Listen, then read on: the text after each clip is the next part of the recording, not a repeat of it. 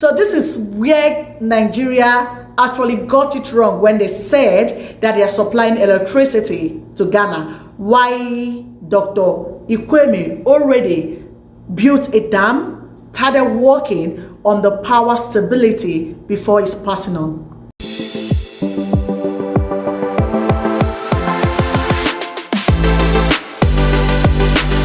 Jesse Peperepe or the Jesse Sugar. Welcome back to my channel, Jesse Peperepe. Jesse Sugar, oh. Sugar, or the Jesse Peperepe or the Jesse Sugar. Welcome back to my channel. Today we are going to be remembering a story of a visionary leader who liberated his country, Ghana, from British colonial rule in 1957 and dreamt of uniting Africa. 1 minute silence to the soul of Dr. Ikweme Nkrumah. May his soul and the souls of all who fought for our liberation rest in peace. Amen. Dr. Ikweme, he has dreams. His dreams of freedom, true independency, and Pan-Africa unity spreading across the continent. During the post-colonial era, Dr. Ikweme survived 5 assassinations. So this is to tell us that when you have decided to put out your life for the people, for the masses, as a leader, for those who you are leading, for those who you have automatically become a servant to, because the call of leadership is a call to be a servant. You are going to go through a lot of tough time, and Dr. Ikweme wasn't an exception to others. Attempts to assassinate, to take his life prematurely, was made 5 solid times. He was removed from power by the military coup in 1966. Dr. Ikweme Nkrumah, who died in 1972, left a lot of developments, numerous publications, and an entire legacy. Like the saying goes, Nkrumah never dies. Yes, he lives with us.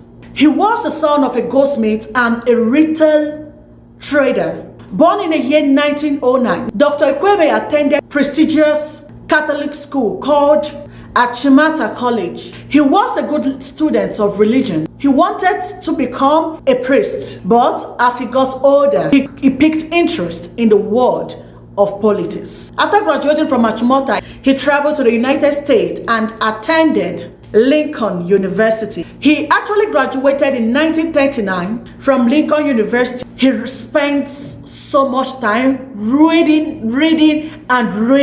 He was influenced by social literature, the works of Karl Marx and Marcus Garvey. He actually became the president of the African Student Organization in the United States and Canada. He left the United States in May 1945, went to England, where he organized the 5th Pan-Africa Congress in Manchester. Meanwhile, in Ghana, a British colonial known as Gold Coast, a United Gold Coast Convention, has been formed. This convention was the first of its kind towards first self-government by constitution means. Dr. Ikweme was invited to be the general secretary, and he returned home in the late 1947. Protests and riots calling for independence made Dr. Ikweme the target for the British colonial government. He was briefly arrested in 1948 alongside other leaders of the UGCC. A split eventually occurred in the party, and in 1949, Dr. Ikweme formed the new Convention People's Party, known as CPP, which was committed to the program of immediate self-government. In 1950, Ikweme pushed a campaign of positive action. There was no violence, strikes, and the boycott of British colonial authorities and business. Ikweme was again arrested. He was sentenced to 1 year in prison, fighting for the liberation of Ghana and Africa in general. In February 1951, the country had its first general election. It was a done deal for the vastly popular CPP. Dr. Ikweme was elected to parliament, released from prison, And in 1952, he became the first prime minister of Ghana. While in 1957, Ghana declared its independence, the first country situated in sub-Saharan desert to do so. And in 1960, he was elected the president of Ghana. I salute you, sir. Dr. Kwame said, our independence means nothing unless it is linked up with the total liberation of the African continent. He wasn't just a man who had the interest of Ghana at heart. He was a man who had the interests of the 54 African country at heart.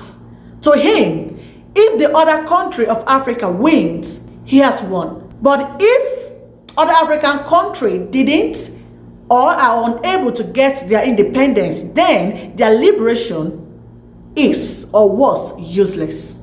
That was the summary of the statement. Dr. Kwame's government was primarily nationalist and socialist. While in power, Dr. Kwame pushed for Africanization of civil service. He introduced free education and health care.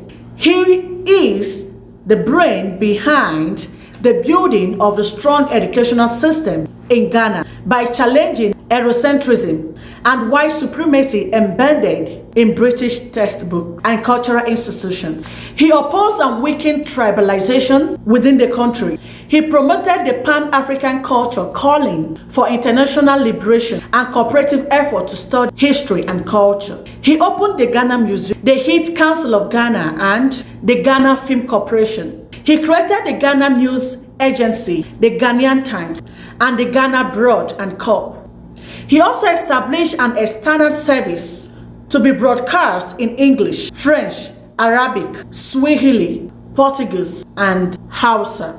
Economically, at the beginning of his tenure, it was all success for Dr. Kwame. Forestry, fishing, and cattle breeding expansion. Production of coke, Ghana main exports doubled.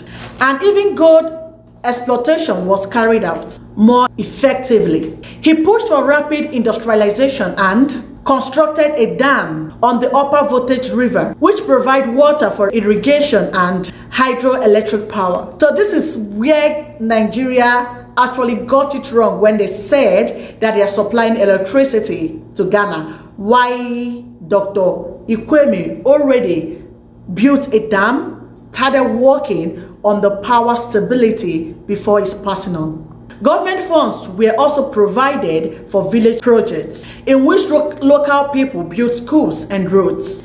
Energy project was a big thing for Nkrumah. He saw it as a means of true economic independence. He initiated Ghana's nuclear reactor project in 1961. He created Ghana Atomic Energy Commission in 1963 and in 1964 laid the first stone in the building of an atomic energy facility. His foreign policy achievements were not small either. Dr. Kwame sought to achieve Pan-African unity and harmony through deep political, economic, and military integration of Volta in Nkrumah and the University of Pennsylvania. There were so many other things that was done by Dr. Kwame, and I decided to bring his memory back to life to remind us that he had a dream of uniting Africa, a dream that was never accomplished before his passing on.